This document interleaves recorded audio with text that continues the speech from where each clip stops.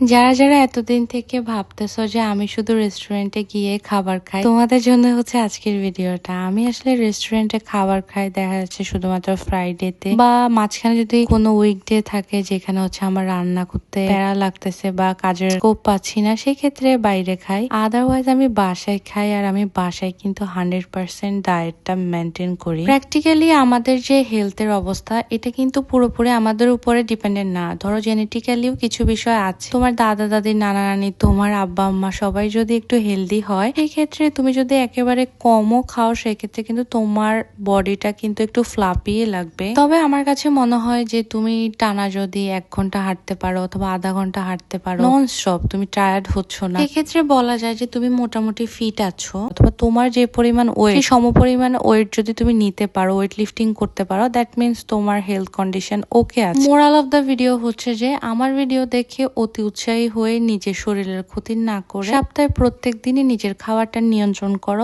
আর লাস্টে যে একদিন বাকি থাকে সেটাতে তোমরা চিট ডে হিসেবে সেলিব্রেট করতেই পারো।